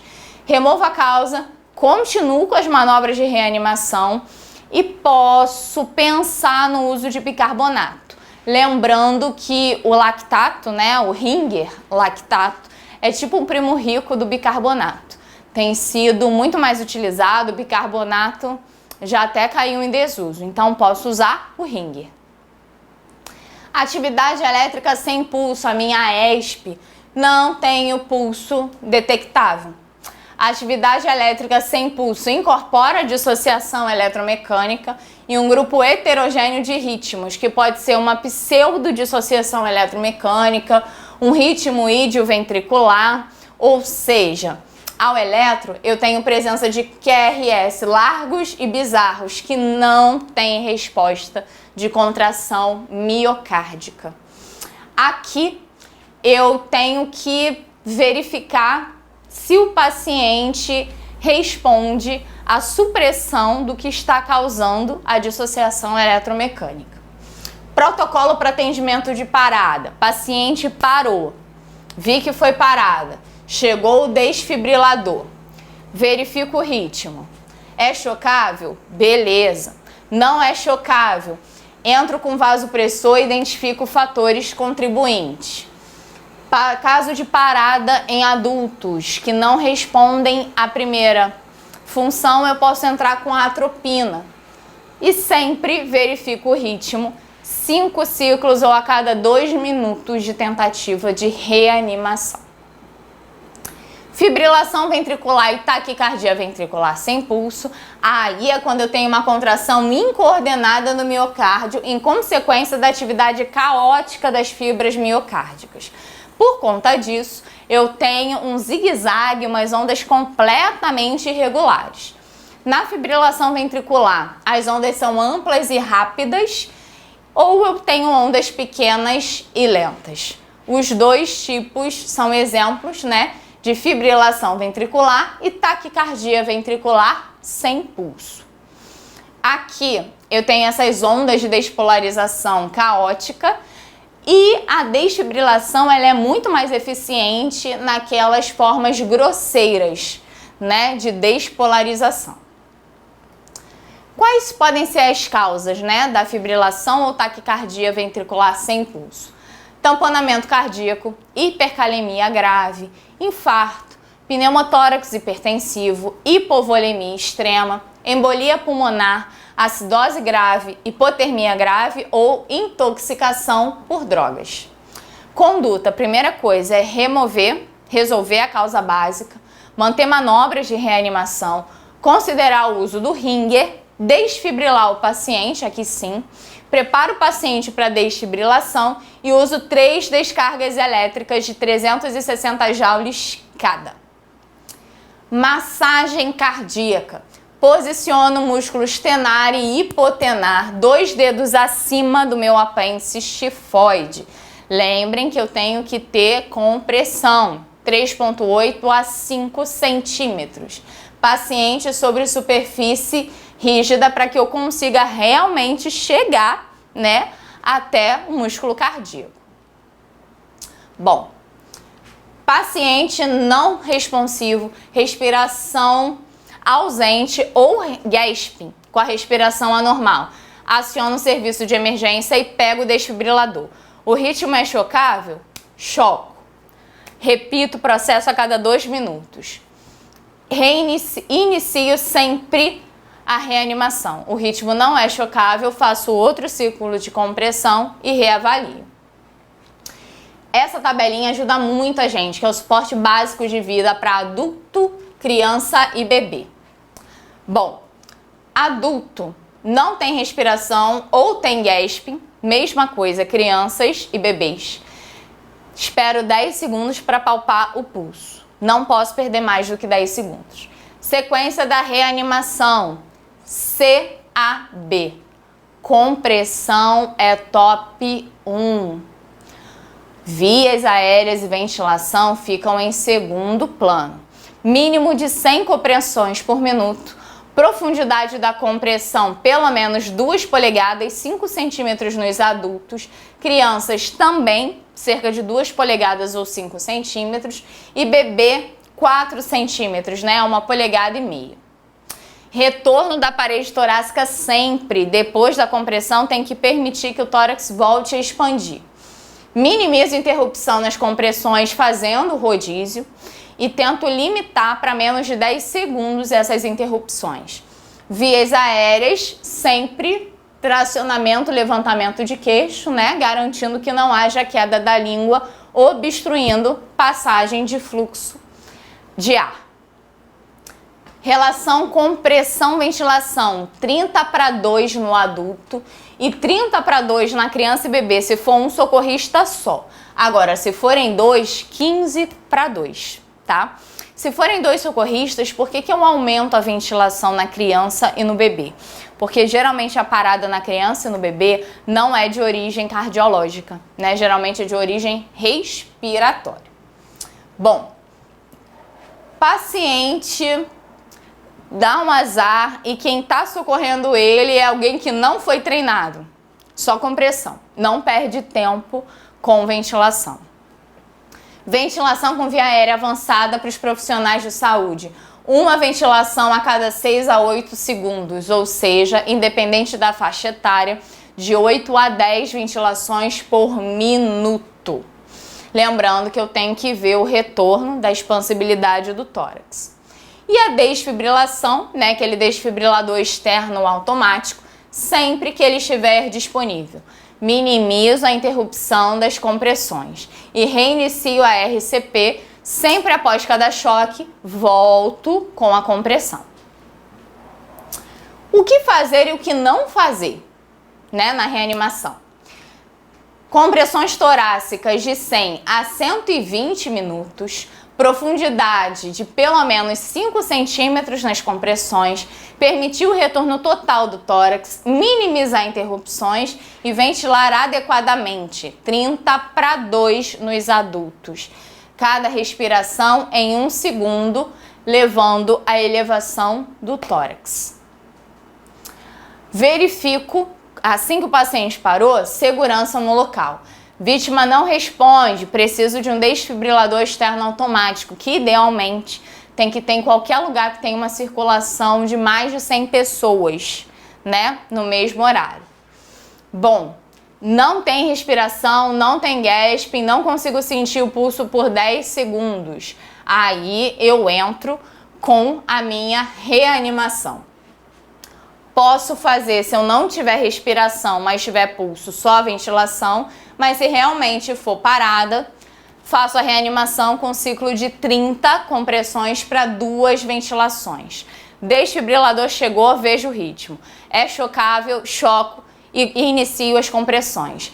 Não é chocável, reinicio a reanimação por 2 minutos. Verifico de novo. Não é chocável, reanimação 2 minutos e verifico de novo. Ritmo chocável, choco. Reanimo 2 minutos, verifico de novo e assim sucessivamente. Lembrando sempre que quando a gente fala de ritmo, né, chocável e não chocável, a gente precisa levar em consideração que a desfibrilação inicial é o que a gente tem de melhor, né, prognóstico para a reanimação do paciente. Bom, galera, em relação à reanimação e parada cardiopulmonar, a gente termina por aqui e vamos agora fazer os exercícios sempre focados na banca do nosso concurso.